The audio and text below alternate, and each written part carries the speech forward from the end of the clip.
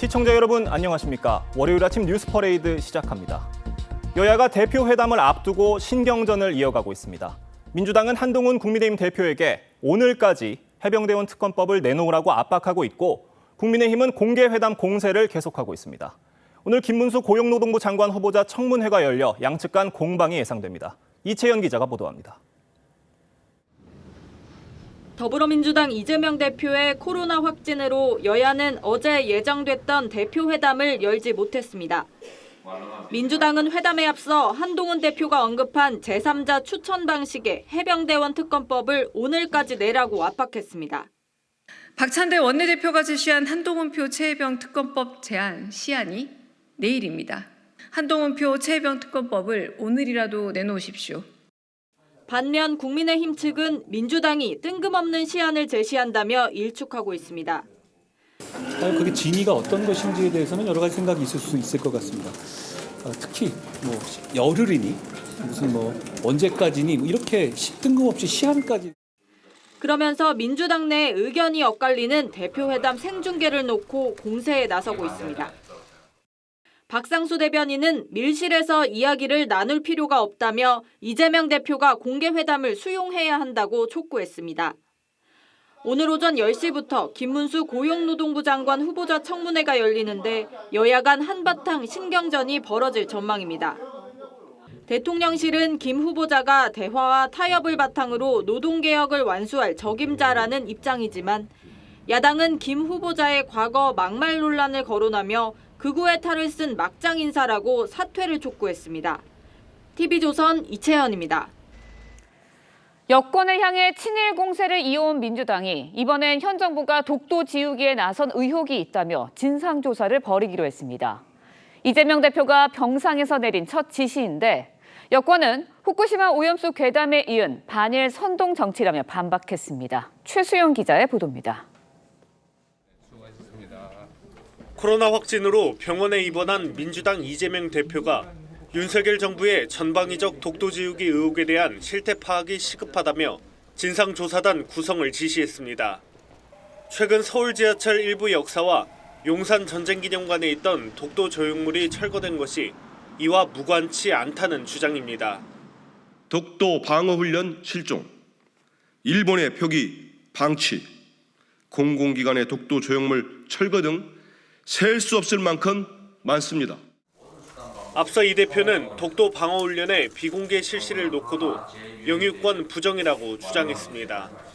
독도에 대한 영유권을, 독도에 대한 주권을 부정하는 행위, 이런 게 바로 반국가 행위죠. 여권은 후쿠시마 오염수 괴담에 이은 반일 선동 공세라고 비판했습니다. 오세훈 서울시장은 제1야당 대표가 있지도 않은 허상 때리기에 골몰하는 모습이 애처롭다면서 괴담 정치가 이익이 된다는 경험적 판단을 하는 것 아니냐고 반문했습니다.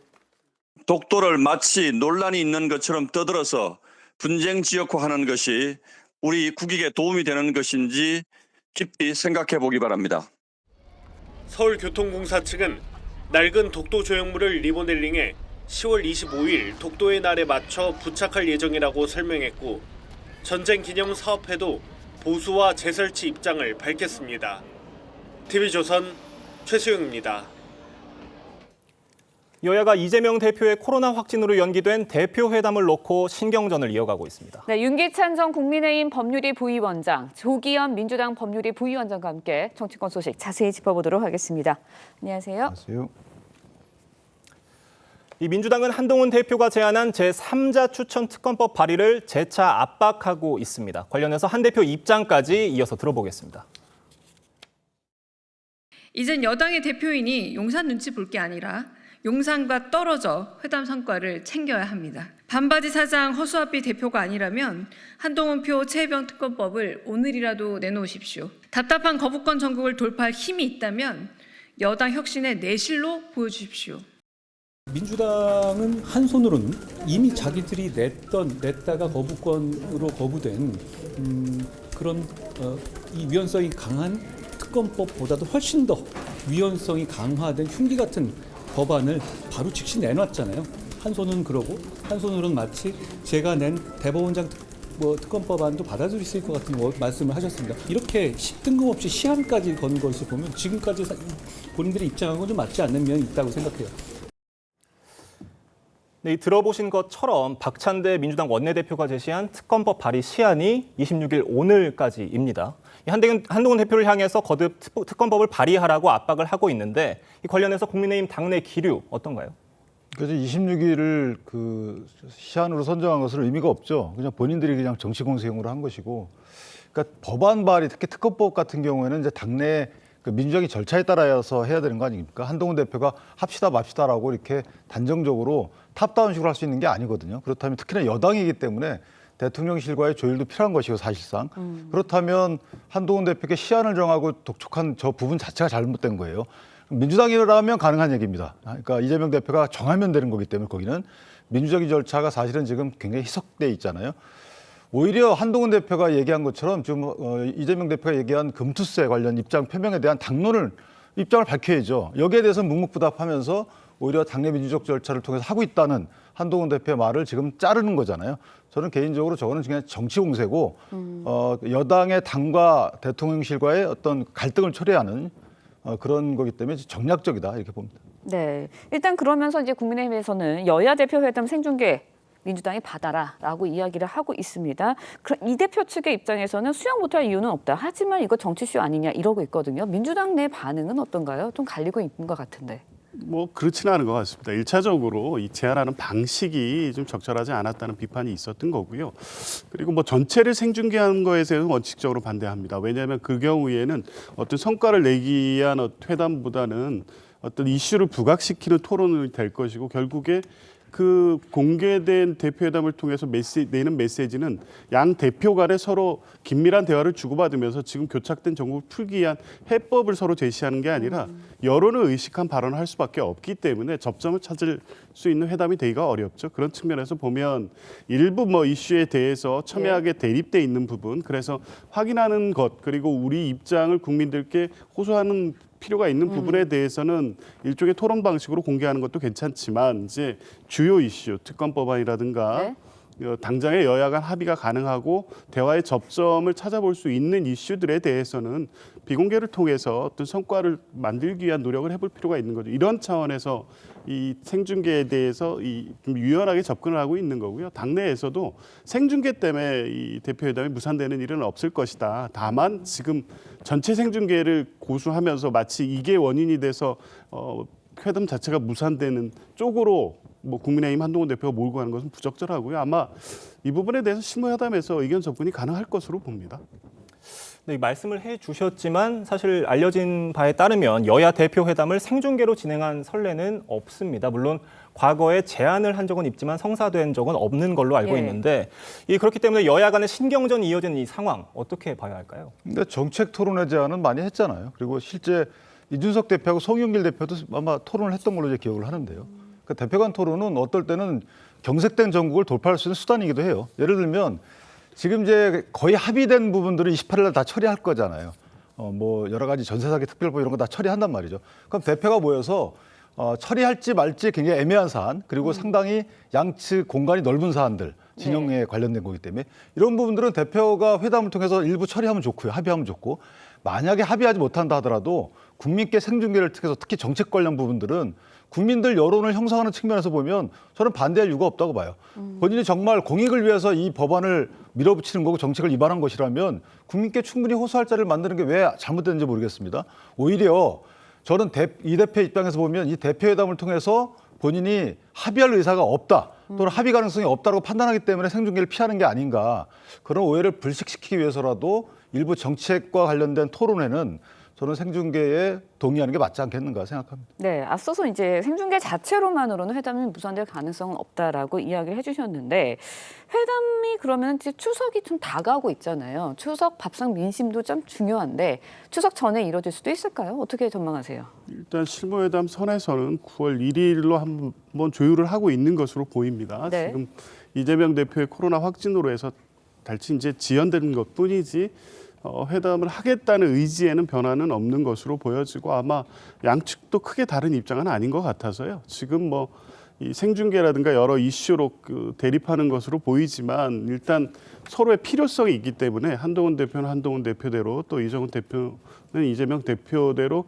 회담 자체의 어떤 의미나 필요성 또 실익 여러 가지를 고려했을 때 추석 전에 이루어질 것은 같다. 이제 다만 이게 국민들 보시기에 여야 대표가 얼마나 성과 있게 지금 답답한 정국을 푸는 자리로 될 것이냐. 지금 국민의힘이 고수하는 방식으로 생중계의 의미만 이제 강조했을 경우에 양측의 첨예한 입장만 대립되고 한동훈 대표에게 당초 기대했던 바 예를 특검이라든가 본인이 약속했던 부분들에 대해서 청와대 눈치 안 보고 여야 대표가 한번 풀어내는 모습을 보여줄 것인가가 관건이겠죠. 이제 이 부분을 조율해가는 과정이 마지막으로 남아 있는데 적어도 회담 자체를 무산시키지 않기 위한 노력은 계속되고 있는 것으로 알고 있습니다. 근데 사실은 이제 이재명 대표의 또는 민주당의 의사가 9월 4일을 넘어서게 되면 저는 그 진정성이 없다고 봅니다. 그러니까 9월 4일 교섭단체 대표 연설이거든요.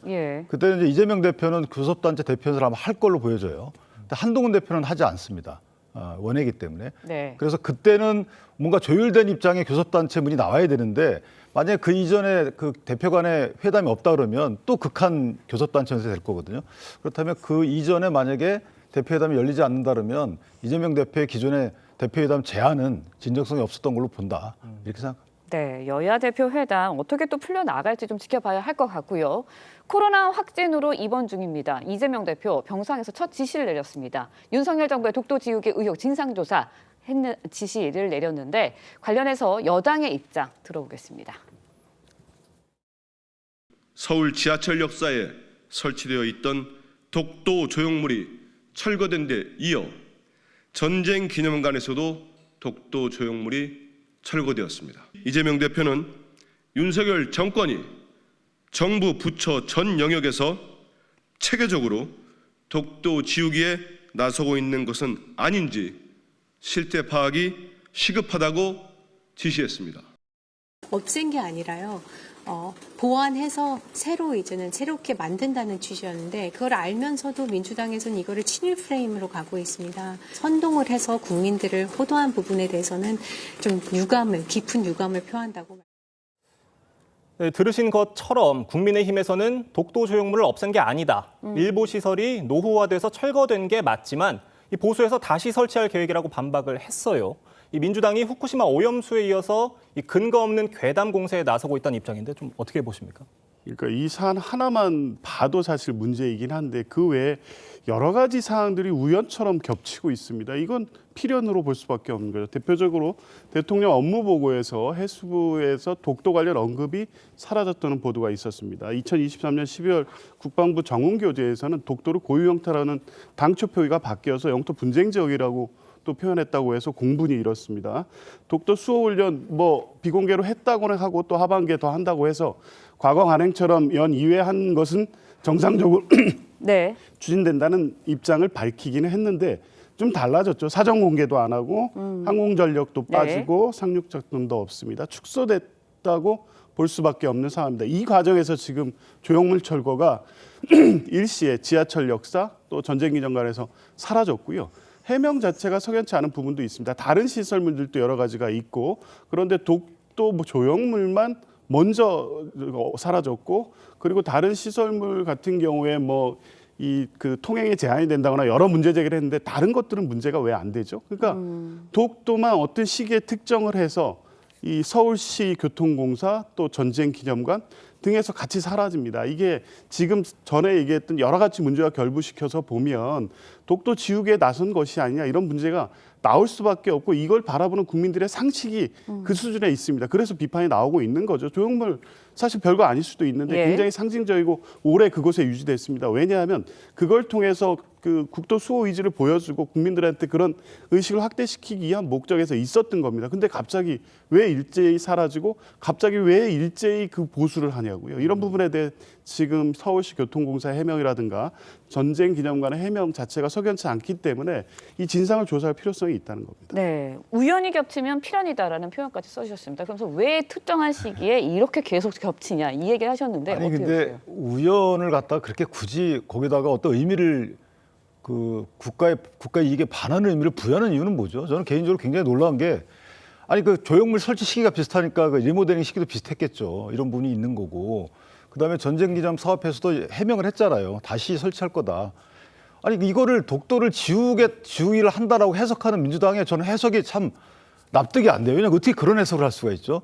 독도를 왜 지웁니까? 예를 들어서 뭐 어떤 특별한 일본 도발에 대해서 왜 대응 안 하느냐 이런 정도의 정치적 공세는 전 괜찮다고 봐요. 그런데 아니 대한민국에서 독도를 지우려는 독도를 국토 주권 포기하는 이런 세력이 있습니까?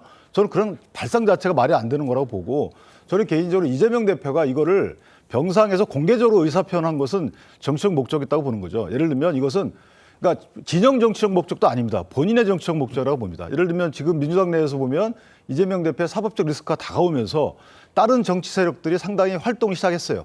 그러니까 이거는 본인을 위한 진영 단합인데 진영 자체 단합이 아니고 다른 목소리가 나오지 못하게 하는 친일 프레임을 덮는 거죠. 이게 그러니까 공개적으로 한 거예요. 옛날 같으면 어떻게 하냐면요. 먼저 조용히 사례부터 수집했을 겁니다. 사례 수집해가지고 몇 곳이 이랬다라고 딱 통계를 내놓으면서 공세를 가했을 텐데 지금은 공개적으로 그냥 공세를 가해요. 몇 개 안 되는데도 불구하고 그 의미는 저는 이재명 대표의 본인에 대한 당 장악력 유지 차원이기 때문에 이 부분은 글쎄요. 나라까지 이렇게 나라의 섬까지 이렇게 떼어가면서까지 공세를 해야 되나요? 이해가 안 됩니다. 네. 근데 지금 이 조형물 사례 말고도 제가 지금 당장 언급한 것도 한 5가지 되지 않습니까? 윤석열 정부 출범 이후에 일관되게 이런 위험성의 경고가 계속 나오고 있었고 최근에 이게 더 강화됐기 때문에 문제 제기를 안 할 수가 없는 겁니다. 이건 뭐 민주당의 정략적 의도가 아니고요. 네. 지금 사례 수집할 필요도 없는 게 언론에서 계속 2년 반 동안 지금 보도되고 있는 내용들 모아만 놔도 이 독도 설마 거기까지라는 우려가 현실화되는 게 아닌가라는 지점까지 왔기 때문에 문제 제기를 안 할 수 없는 겁니다. 제가 한 말씀만 더 하면 이제 서울교통공사 같은 경우에는 리모델링 의미도 있고 독도 조형물이 이 대합실에 설치가 돼 있거든요. 그 대합실에 설치되다 보니까 그 안국역 같은 경우에 경복궁역 같은 경우에는 일시에 사람이 많이 몰립니다.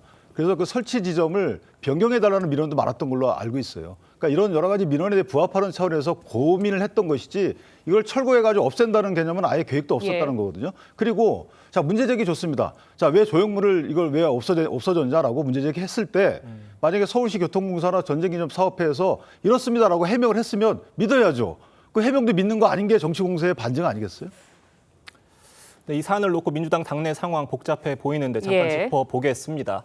이 비명계 대표 인사로 꼽히는 김부겸 전 총리가 이번 주부터 정치 활동을 재개할 예정이고요.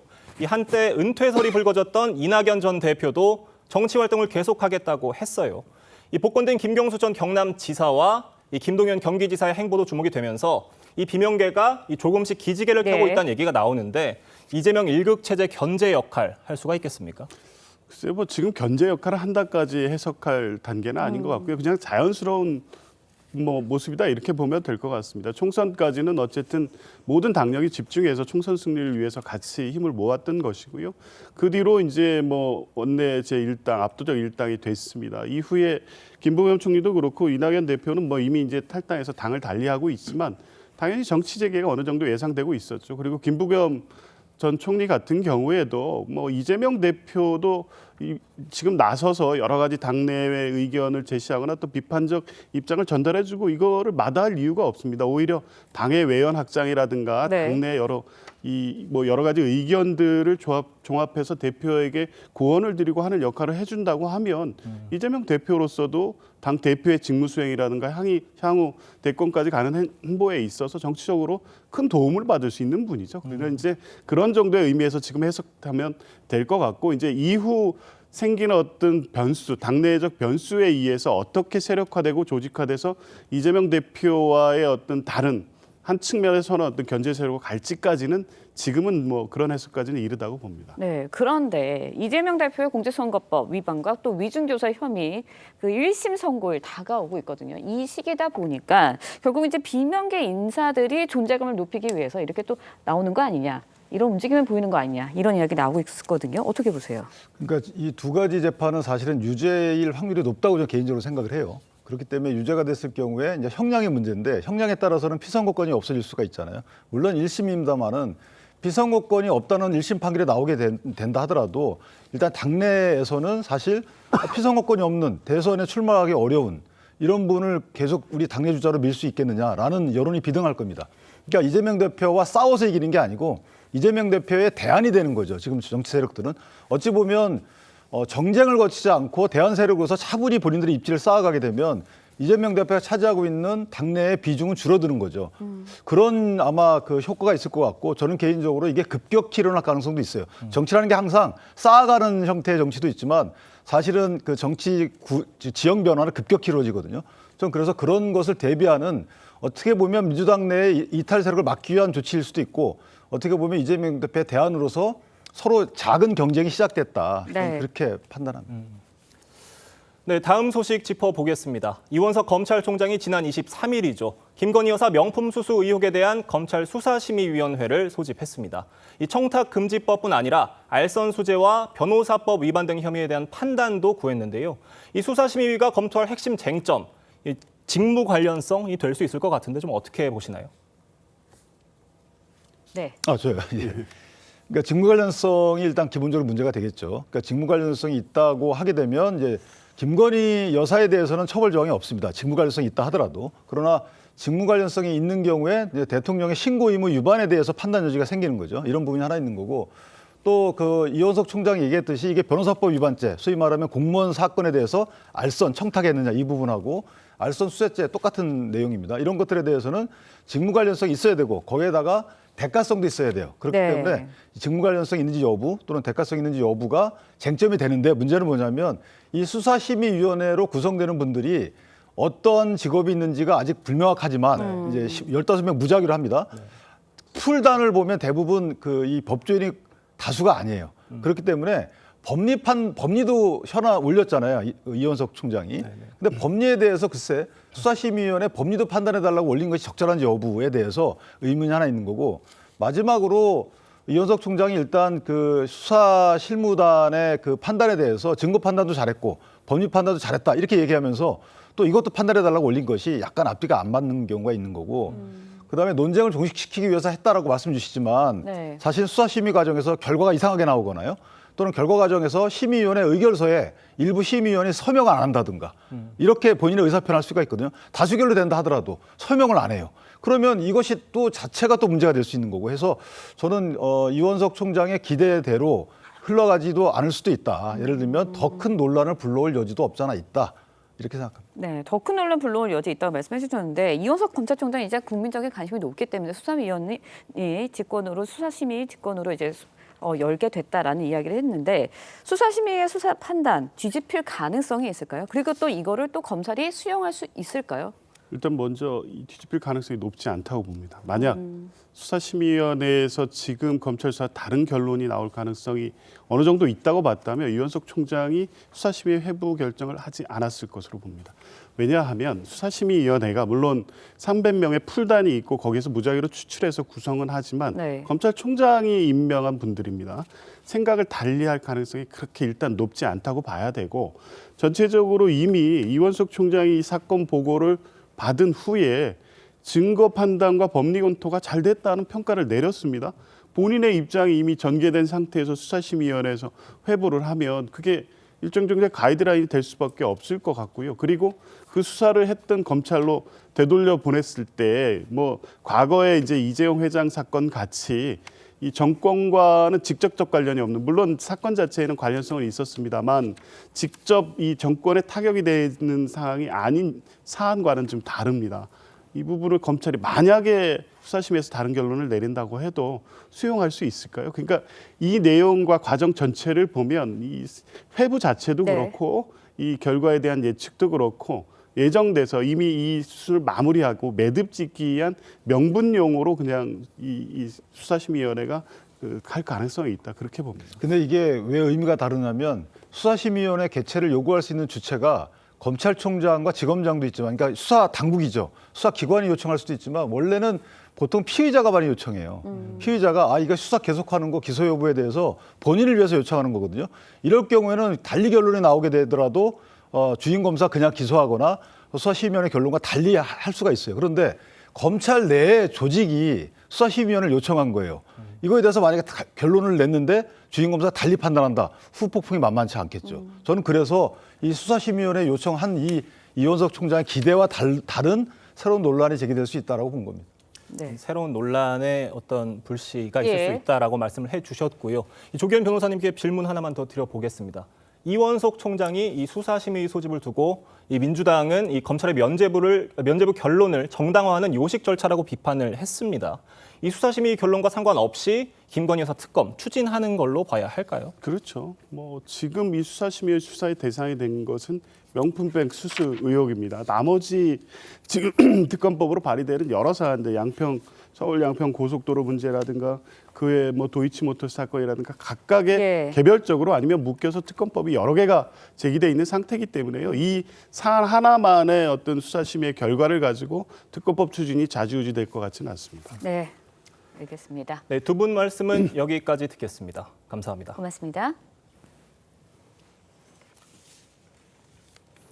방송문화진흥의 이사 임명에 대한 집행정지 신청에 대한 심리 결론이 오늘 내려질 예정입니다. 네, 야권에서는 집행정지 신청이 인용되면 이진숙 방통위원장 탄핵까지 벼르고 있어 심리 결과의 파장 적지 않을 전망입니다. 송민성 기자의 보도입니다. 21일 열린 국회 과방위원회 박문진 이사 선임 관련 3차 청문회. 방송문화진흥의 새 이사 임명 집행정지에 대한 심리에 영향을 미칠 수 있다며 국민의힘 측 위원이 집단 퇴장했습니다. 이 청문회가 끝까지 진행되어서 26일 재판에 결정에 영향을 미친다면 우리 국회는 여기에 대해서 중대한 책임을 져야 될 거라고 저는. 서울행정법원이 오늘 지난달 31일 방통위가 임명한 박문진 신규 이사들에 대한 임명 효력 집행정지 사건의 결론을 내릴 예정입니다. 권태선, 박문진 이사장 등 야권 성향 인사 3명 등이 이진숙 위원장 등 2인체제 방통위가 차기 이사진을 선임한 건 위법하다며 집행정지를 신청하고 행정소송을 제기한 데 따른 겁니다. 만약 법원이 집행정지 신청을 인용하면 본안 판결 때까지 새 이사들은 임기를 시작할 수 없게 됩니다. 또 향후 1, 2인 체제에서의 각종 행정행위 역시 사실상 불가능해질 가능성이 큽니다. 야권은 줄곧 방통위 2인 체제의 의결에 위법성이 있다며 문제를 제기해왔습니다. 반면 방통위와 여당은 2인 위원만으로도 전체 회의를 구성할 수 있다며 적법하다는 입장입니다. 야권은 집행정지가 인용되면 여세를 몰아 이 위원장 탄핵 심리에 힘을 실을 전망입니다. TV조선 송미선입니다. 서울의 한 술집에서 50대 중국 남성이 옆 테이블 손님에게 흉기를 휘둘러 살해했습니다. 네, 이 남성은 불법 체류자 신분이었는데 인근 모텔에 숨어 있다 경찰에 붙잡혔습니다. 이광희 기자의 보도입니다. 도로가에 구급차와 순찰차가 잇따라 출동합니다. 경찰관들이 주변 시민들에게 상황 설명을 들으며 분주히 움직이는 사이 구급차 안에선 대원들이 들것에 실린 남성에게 응급처치를 합니다. 서울 구로구의 한 술집에서 50대 중국인 남성이 옆 테이블에 있던 중국 국적 남성에게 흉기를 휘둘렀습니다.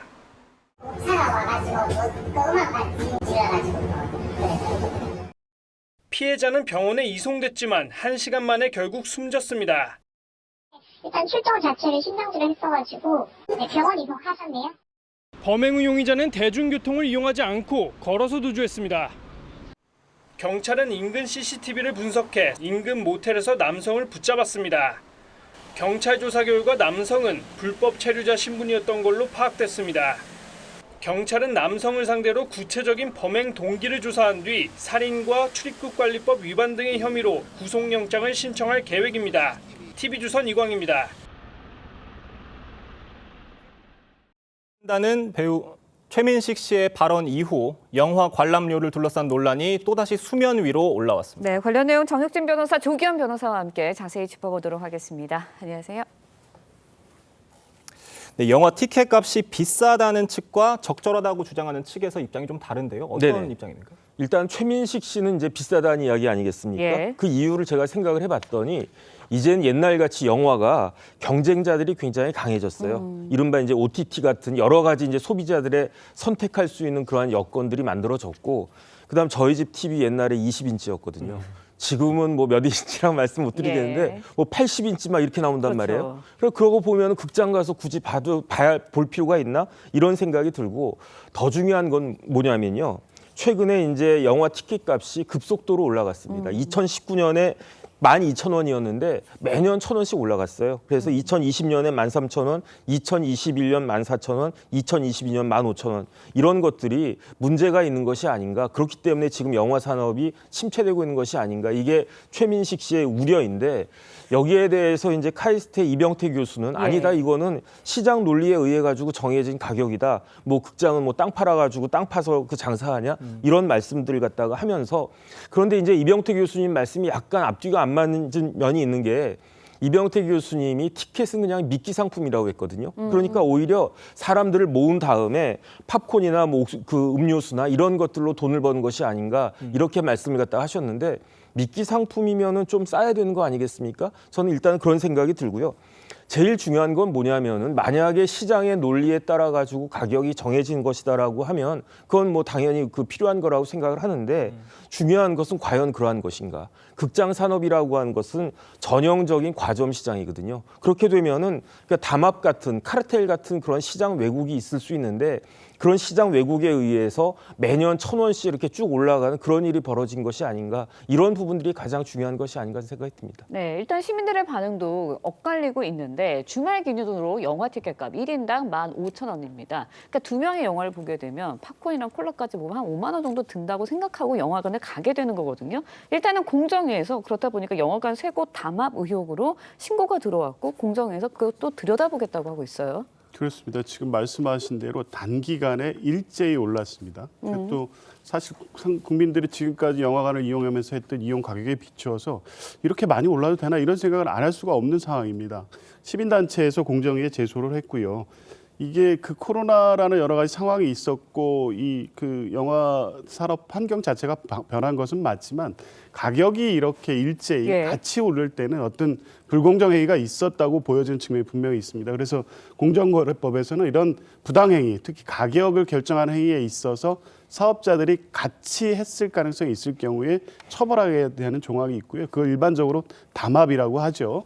지금 이제 그런 조사를 해보면 이게 각 그 상영관, 영화관들이 개별적 행위에 의해서 우연하게 그렇게 물가 상승이나 여러 가지를 고려해서 한 것이냐 아니면 일정 정도 상호 간의 어떤 의사소통을 통해서 일정 가격을 정해놓고 같이 단계적으로 올려간 것이냐에 따라서 이 담합 여부가 결정될 것으로 보이는데요. 어쨌든 최근에 단기간에 오르는 과정에서 담합에 의심이 있다는 의혹은 지우기는 어렵습니다. 네. 이런 상황에서요. CGV가 오늘부터 나흘간 영화를 반값에 관람할 수 있게 하는 행사를 진행한다고 합니다. 네네. 이 관람객 입장에서는 굉장히 반가운 소식일 수밖에 없을 것 같아요. 반갑죠. 그래서 이제 영화 산업이 침체되어 있으니까 제작사, 배급사 등과 협의했다라고 하는 건데 오늘부터 29일까지라고 해요. 그러니까 월, 화, 수, 목 이렇게 나흘이 될 것 같은데 다 되는 건 아니고요. 17시, 오후 5시부터 21시, 오후 9시까지만 그것도 아주 좀 그 좋은 영화라기보다 시설이 좋은데 아니고 그냥 2D 영화만 해당이 된다라고 하는데 그래도 7,000원이면 굉장히 이제 싸다는 생각이 들어서 저도 시간 되면 한번 가볼까 하는 마음이 들고 있습니다. 예, 영화 티켓값 논쟁 어떻게 또 펼쳐질지 좀 지켜봐야 할 것 같고요. 이번에는 BTS 멤버 슈가 씨 이야기도 해보도록 하겠습니다. 술에 취해서 전동 스쿠터 운전한 혐의를 받고 있는 BTS 멤버 슈가 자필 사과문을 공개했습니다. 먼저 지난 23일 경찰에서 나온 모습 보고 이야기 이어가겠습니다. 경찰 조사에서 어떤 말씀하셨습니까? 네, 정말 죄송합니다. 저의 잘못된 행동으로 많은 상처와 실망을 안겨드린 점 정말 너무나도 죄송하다는 말씀 드리고 싶고요. 너무나도 크게 반성하고 후회하고 있습니다. 다시는 이런 일 없도록 하겠습니다. 그리고 사랑해주신 많은 분들께 정말 죄송하다는 말씀 꼭 드리고 싶습니다. 음주운전 적발되고 경찰서 바로 오시지 않았는데 이유 있을까요? 맥주 한 잔만 드신 게 맞으실까요? 탈퇴 여론에 대해서 어떻게 생각하십니까? 네, 보신 것처럼 경찰서에서 나와서 사과의 뜻을 밝혔고요. 또 자필 사과문도 올리기도 했습니다. 어떻게 보세요? 일단 뭐 음주운전 사고 같은 경우 있어서는 안 되겠죠. 그런데 이제 사람이기 때문에 실수는 있을 수 있습니다. 그리고 그에 대한 마땅한 책임을 지고 처벌을 받아야 되면 처벌을 받으면 되는데 중요한 것은 지금 슈가 씨 같이 이렇게 유명 연예인 같은 경우에는 이런 사고를 본인이 냈을 때 그 사회적 파장이나 이런 고려했을 때 어떠한 태도를 보이냐가 대단히 중요합니다. 그런데 처음에 단속됐을 때 맥주 한 잔밖에 예. 안 마셨다고 했는데 만취 상태였고요. 전동 킥보드라고 얘기를 했는데 스쿠터였죠. 음주운전 처벌 예. 대상이 됩니다. 그리고 인도로 주행한 것도 확인이 됐습니다. 이후에 최초에 진술했던 내용 그리고 그 소속사에서 했던 내용들이 사실과 다른 내용들이 계속 나오고 있었고 이것에 대해서 국민들이 실망을 많이 하셨죠. 근데 진작에 빨리 사과를 하고 잘못됐다 합당한 처벌을 받겠다 했으면 되는데 네. 이 경찰 조사까지 이제 그런 부분을 안 밝히고 아마 경찰 조사를 계기로 해서 이제 이런 입장을 밝힐 상황이었던 것 같은데 그때 이제 그런 부분들이 잘못된 처신이었고 잘못된 해명이었다는 내용을 사과문에 지금 담고 있습니다. 네. 네, 말씀해 주신 대로 슈가가 경찰 조사를 받고 나서 이제 앞으로 내릴 처분에 대해 달게 받겠다고 얘기를 했는데 앞으로 좀 어떤 절차 밟게 되는지 한 번만 더 설명해 주시죠. 행정적으로는 면허 취소 절차가 지금 진행 중일 것이고요. 두 번째로 음주운전에 대한 형사 처벌을 아마 받게 될 겁니다. 세 네. 번째로는 지금 이 사회복무요원 신분이기 때문에 과연 이 징계로 인해서 복무 기간이 연장될지 네. 이 부분에 병무청의 처리 결과가 좀 관심 있게 볼 부분일 것 같습니다. 네, 알겠습니다. 지켜봐야 하겠고요. 이번에는요. 메신저 텔레그램의 창업자, 최고 경영자 파벨 두로프가 프랑스에서 체포가 됐다는 소식 외신 통해서 들어왔습니다. 구체적으로 두로프가 받고 있는 혐의 어떤 건가요? 그 파벨 두로프가 러시아 사람이에요. 그쵸. 러시아에서 예. 태어났는데 84년생이니까 아직 40도 안 됐거든요. 그런데 2013년에 개발한 앱이 텔레그램입니다. 텔레그램 저도 쓰고 있는데요. 전 세계적으로 9억 명이 이제 사용하고 있다는 이야기죠. 그런데 어떤 혐의를 받냐면은 텔레그램이 굉장히 범죄에 악용되고 있는데 이 부분과 관련해서 관리가 부실한 것이 아닌가. 예컨대 관리자도 상당히 부족하다는 이야기 아니겠습니까? 그래서 어떻게 보면은 범죄에 대한 방조 정도의 혐의로 지금 프랑스에서 문제가 되고 있고요. 근데 이 희한한 거는 이 파벨 두로프가 자신이 프랑스에 입국하면 체포될 줄 알고 있었는데 네. 체포영장이 발부된 그거를 알면서도 전용기를 타고 아제르바이잔에서 프랑스로 왜 입국했는지는 조금 그 부분에 대해서는 석연치 않은 점이 있는 것 같습니다. 네. 네, 텔레그램 관리 부실이라는 이 혐의로 두로프가 네네. 실제로 처벌을 받게 될까요? 이게 이제 프랑스법에 따르면 가능할 수 있지 않을까 그런 생각이 들고요. 그런데 이게 아무리 그렇다라고 하더라도 실질적으로 파벨 두로프가 어떤 뭐 마약이나 그런 예. 그런 그 직접적인 범죄를 저지른 것은 아니기 때문에 어느 정도는 이제 가만히 되지 않을까 하는 생각이 듭니다. 네, 알겠습니다. 오늘 두 분 말씀 여기까지 듣도록 하겠습니다. 고맙습니다. 요즘 휴가지로 일본 여행 열기가 무척 뜨겁습니다. 이달에도 벌써 138만 명 넘게 일본을 찾았습니다. 네, 추석 연휴를 앞두고도 문의가 이어지고 있다고 하는데요. 윤수영 기자가 직접 취재했습니다. 김포공항 출국장에 일본행 비행기를 타려는 승객들이 줄지어 있습니다. 항공사 카운터도 발권을 기다리는 승객들로 분주합니다. 엔화가 좀 떨어지다 보니까는 접근성이 좀 용이했던 것 같습니다. 지진은 영향을 미치진 않았습니다. 지금 이미 계획됐던 거였어가지고. 상반기에만 444만 명이 찾을 만큼 뜨거운 일본 여행 열기가 대지진 우려와 폭염에도 식을 줄 모릅니다. 이번 달 일본 여행을 떠난 관광객 수는 138만 5천여 명인데 지난해 같은 기간보다 20% 이상 늘었고 지난달과 비교해도 6% 넘게 증가했습니다. 일본 정부가 난카이 대지진주의보를 내린 기간에 일본 노선 이용객은 27% 늘었고 광복절 연휴에도 작년보다 21% 많은 27만 명이 일본행 비행기에 올랐습니다. 예년에 비하면 여전히 낮은 수준인 엔화 환율과 국내 휴가지의 높은 물가 등이 원인으로 꼽힙니다. 최장 9일에 달하는 추석 연휴를 앞두고도 일본 여행 문의가 이어지고 있습니다. 추석 연휴가 다가오면서 근거리적인 일본을 향하는 예약도 크게 증가하는 추세입니다. 한국인을 중심으로 관광객이 크게 늘면서 일본은 올해 상반기 역대 최대 여행 수지 흑자를 기록했습니다. TV조선 윤수영입니다. 정부와 가계가 진 빚이 올해 2분기 사상 처음으로 3천조 원을 돌파했습니다. 네, 관련 내용 석병훈 이화여대 경제학과 부교수와 함께 자세히 짚어보도록 하겠습니다. 안녕하세요. 안녕하십니까. 네, 이 국가 채무와 가계빚이 그러니까 이 나라빚과 가계빚이 3천조 원인 시대가 열렸습니다. 이 코로나 팬데믹 이후 가장 큰 폭으로 증가한 수치라고 하는데 구체적으로 어느 정도 되는 건가요? 예, 그렇습니다. 기획재정부와 한국은행에 따르면요, 올해 2분기 말 국가 채무하고 가계빚, 가계 신용으로 측정을 하는데요. 가계 대출의 결제 전 카드 사용 금액인 판매 신용을 합친 개념입니다. 이게 총 3,042조 1천억 원을 기록했습니다. 그래서 이 나라빚과 가계빚의 합계가 3천조 원을 넘긴 것은 이번이 처음인데요. 직전 분기 대비 43조 2천억 원이 늘어나서 코로나 팬데믹이 있었던 2021년 3분기 이후 최대 증가폭입니다. 국가 채무 같은 경우는 전분기 대비 30조 4천억 원이 늘어났고요. 네. 가계 신용은 전분기 대비 13조 8천억 원이 늘어났는데 각각 팬데믹 이후 최대 증가폭입니다. 가계빚이 늘어난 가장 큰 이유는 주택담보대출이 급증한 탓인데요. 5대 은행 기준으로 주택담보대출 잔액이 7월 말 559조 8천억 원으로서 한 달 만에 7조 6천억 원이 늘어났는데요. 이게 최대 월간 상승폭입니다. 그리고 이런 증가세가 이달에도 여전해서 올해도 이번 달에도 7월에 세웠던 월간 최대 증가 기록을 한 달 만에 갈아치울 것으로 전망이 되고 있습니다. 네. 그렇다면 이제 가계빚은 그 주담대 대출이 늘어났기 때문인데 정부가 이렇게 빚이 늘어난 거는 왜 그런 걸까요? 예, 국가 채무가 늘어난 이유는 지금 경기 부진으로 인해서 법인세 수가 크게 줄어들면서 2년 연속 세수 펑크, 세수 결손이 지속되는 가운데요. 상반기에 재정을 조기 집행을 했기 때문에 국가 채무가 늘어났습니다. 그리고 가계 신용 같은 경우는 앵커님께서 지적해 주신 것처럼 부동산 거래가 확대되면서 주택담보대출이 무려 16조 원이나 급증을 한 탓입니다. 네.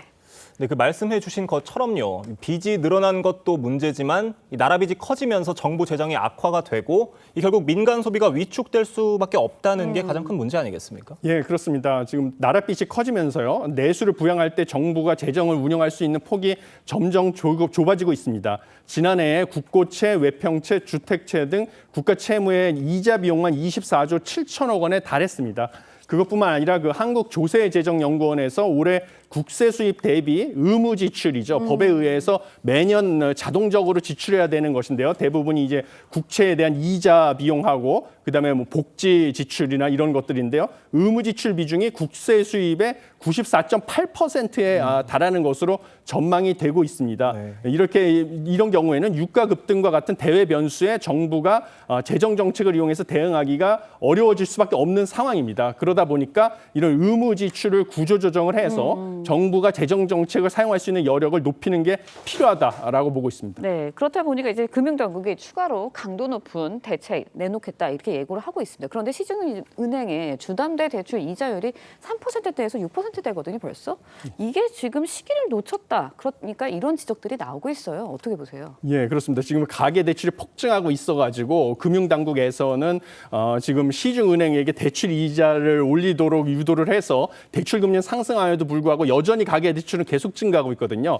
그래서 시장에서는 사실은 원래 스트레스 DSR 2단계 규제였죠. 그게 7월 시행 예정이었는데 그것을 갖다가 일주일 전에 9월 달로 연기를 한 것이 두 달간의 막판의 대출 수요를 갖다가 늘리면서 가계부채 증가를 유도한 것이 아니냐라고 비판이 이어지고 있습니다. 그런데 무엇보다 더 중요한 건 저는 DSR 규제 적용 대상 대출을 확대할 필요가 있다라고 보고 있습니다. 왜냐하면 작년 2분기 신규 대출 기준으로요. 이 DSR 규제에 적용되는 대출의 비중은 25%밖에 안 됩니다. 그럼 나머지 예외받는 대출 중에서요. 전세자금 대출하고 정책자금 대출에 대한 확대 적용을 하는 것이 좀 효과적으로 가계부채 증가를 억제할 수 있는 방안이 될 수 있다 이렇게 보고 있습니다. 네. 이 가계빚 폭증 원인에 이 주택담보대출 증가가 있다는 지적들 있는데요. 이 최근 수도권 곳곳에서 신고가가 터져 나오고 있습니다. 예. 이 서울을 넘어서 수도권으로 확산하고 있는 모양으로 봐도 되겠습니까? 예, 그렇습니다. 지금 한국부동산원에 따르면요. 8월 셋째 주 주간 아파트 가격 동향에 의해서 보면 19일 기준으로 경기도 아파트 매매 가격이 전주 대비 0.11% 올랐습니다. 12주 연속 상승세인데다가 상승폭도 커지고 있고요. 곳곳에서 신고가도 나오고 있습니다. 이 가장 큰 이유는 서울의 부동산 가격이 가파르게 오르니까요. 이 실수요자들이 서울의 집값을 감당하지 못하니까 상대적으로 가격이 저렴한 경기도 지역의 주택을 구매하기 시작해서 경기도로 상승세가 확산되고 있기 때문입니다. 네, 결국은 근데 심리잖아요. 집값 계속 오르고 있고 지금 아니면 못 사겠다라는 심리가 드니까 수도권까지 내려간 건데 수도권 매매 그럼 당분간 계속 이어진다고 보세요? 예, 저 당분간 이어질 수밖에 없다고 보고 있습니다. 왜냐하면 신규 주택 공급을 나타내는 선행 지표들이 있습니다. 주택 인허가 건수라든지 신규 주택 착공 건수 이런 선행 지표들이 서울과 수도권 지역에서 앞으로 2, 3년 안에 신규 주택 공급이 급감할 것을 시사하고 있기 때문에요. 실수요자들 위주로 지금 집값이 더 사지 않으면 더 비싸질 것이다라는 예상 때문에 지금 계속 수도권 쪽으로만 주택 구매 수요가 몰릴 가능성이 크다 이렇게 보고 있습니다. 네. 네, 다음 소식도 짧게 짚어보겠습니다. 정부 여당이요. 10월 1일 국군의 날을 임시 공휴일로 지정하는 방안을 검토 중입니다. 이 휴일을 늘려서 소비 촉진에 나서겠다는 취지인데 이거 실효성이 있을 수 있을까요? 예, 내수를 진작시키는 효과는 있다고 보고 있습니다. 왜냐하면 하반기 내수 진작을 위해서 휴일을 늘리겠다는 건데요. 휴일이 늘어나게 되면 당연히 휴일이 나가서 쓸 수밖에 없지 않습니까? 그래서 소비는 진작이 되고요. 그다음에 또 휴식을 취한 다음에 일을 하면 집중해서 일을 할 수 있기 때문에 근로자의 노동 생산성도 높이는 효과를 기대할 수가 있습니다. 여당 같은 경우는 국군의 날을 정식 공휴일로 지정하자고 제안하고 있는데 이번 기회에 제복을 입고 국가에 헌신을 하는 군인, 경찰관, 소방관에게 대해서 존경과 감사를 표시하는 공휴일을 지정하는 것도 검토할 만하다 이렇게 보고 있습니다. 네, 알겠습니다. 경제 분야 이야기 석병원 이화여대 교수와 함께 나눠봤습니다. 오늘 말씀 고맙습니다. 감사합니다. 네, 김정은 국방위원장이 북한 내 무인 공격기 연구소를 방문하고 성능 시험을 참관했다고 북한 조선중앙통신이 보도했습니다.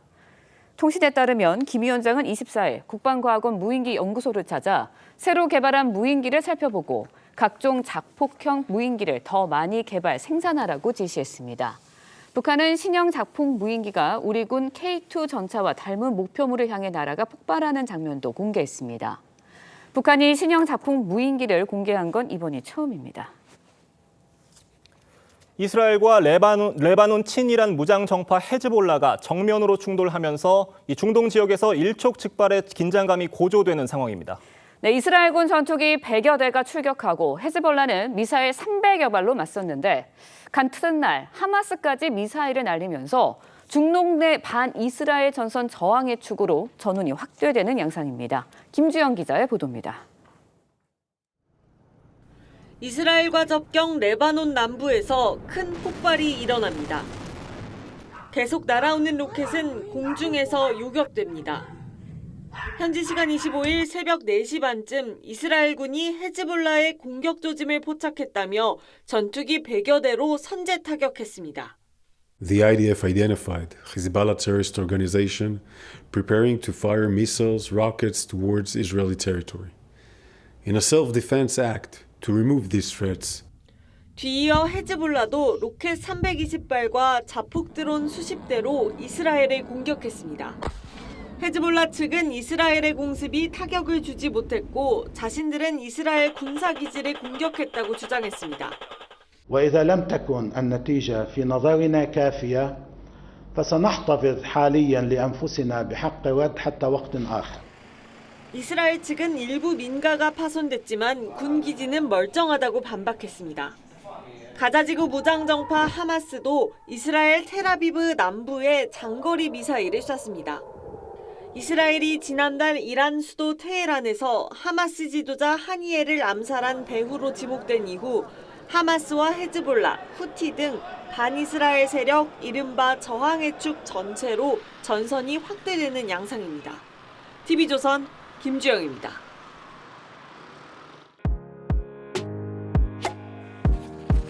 네, 렌즈에 담긴 그 순간 그 의미를 짚어보는 시간이죠. 사진 기자가 선택한 아침의 한 장입니다. 오늘은 조선일보 사진부 오종찬 기자와 함께합니다. 안녕하세요. 오늘 아침에 볼 사진 어떤 건가요? 네, 인도네시아에서 사람들이 인간탑을 만들며 나무 위로 오르고 있는 장면입니다. 인도네시아에서는 독립기념일에 열리는 특별한 축제가 있습니다. 바로 판잣 피낭이라는 경기인데요. 어떤 대회인지 사진으로 만나보시죠. 참가자들이 있는 힘을 다해 나무 기둥을 끌어안고 있습니다. 인도네시아 독립기념일인 매년 8월 17일에 열리는 축제인데요. 높은 나무 기둥에 다양한 상품을 걸어놓고 나무를 타고 올라가서 그 상품을 차지하는 경기입니다. 7, 8명이 한 팀이 되어 올라가는데 재미를 위해 나무 기둥에 기름칠을 했습니다. 네, 참가자들의 표정을 보니 보통 힘든 게 아닌 것 같은데 이 경기를 독립기념일에 하는 이유가 있나요? 네, 사실 이 경기는 네덜란드 식민지 시절에 시작됐는데 당시 네덜란드인들이 이 게임을 시키며 웃음거리로 삼곤 했습니다. 하지만 인도네시아가 독립한 이후 판잣 피낭은 다른 의미로 재해석되기 시작했는데요. 식민지 시절에 겪었던 고통을 기억하고 어려운 상황에서도 서로 단결을 통해 목표를 향한 의지를 상징하는 인도네시아인들의 대표적인 축제가 됐습니다. 네, 공동체가 함께 살아가는 의미를 되새기며 독립을 기념하는 뜻깊은 축제였네요. 지금까지 아침 현장이었습니다. 어느덧 8월의 마지막 주에 접어들었지만 여전히 무더운 날씨가 계속되고 있습니다. 지난 밤사이 서울에는 하루 만에 다시 열대야가 나타났는데요. 한낮에도 전국 대부분 지역에 폭염특보는 계속되며 무덥겠습니다. 오늘 한낮 기온은 어제와 비슷하거나 조금 낮겠지만 예년 기온보다는 높겠습니다. 서울이 31도, 대전과 대구 33도 예상됩니다. 오늘 오전부터 저녁 사이 소나기가 내리겠는데요. 예상되는 비의 양은 영남 지방에 5에서 40mm, 중부와 호남, 제주에 5에서 20mm의 소나기가 예상됩니다. 오늘 전국 하늘 대체로 흐리겠고 아침까지 내륙에는 짙은 안개가 끼겠습니다. 내일과 모레 동해안과 제주도에 비 소식 들어있고요. 9월 초까지는 무더운 날씨가 계속되겠습니다. 오늘의 날씨 이나일입니다. 이상으로 월요일 뉴스 퍼레이드 마칩니다. 네, 저희는 내일 아침 7시 30분에 다시 찾아뵙겠습니다. 시청해주신 여러분 고맙습니다.